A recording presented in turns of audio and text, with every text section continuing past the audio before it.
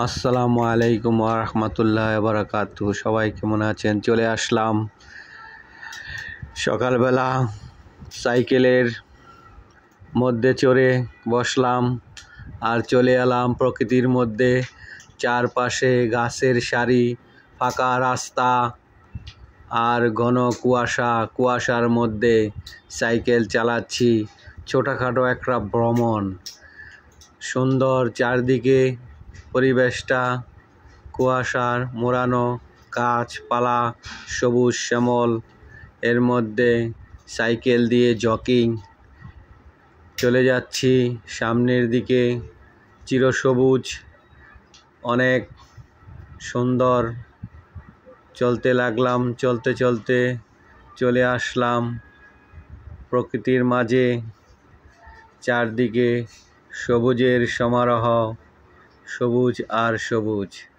নতুন ধানের ক্ষেত, ফসলের মাঠ, আর পাশ দিয়ে ছোট ছোট টমটম, অটোরিক্সা চলে যাচ্ছে।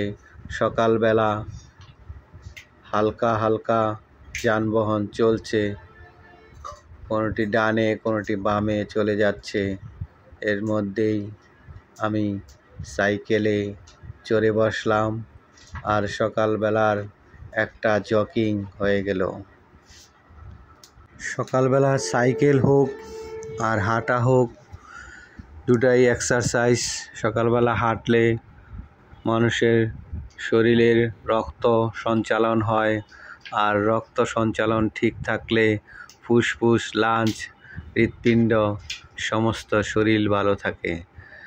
ফিজিক্যাল এক্সারসাইজ সকল মানুষের জন্য ঔষধের চেয়েও মূল্যবান, ঔষধের চেয়েও বেশি উপকারী সকালবেলার ঘুম থেকে ওঠা।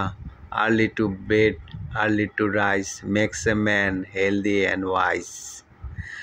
তাই সকালবেলা সবারই হাঁটার প্রয়োজন।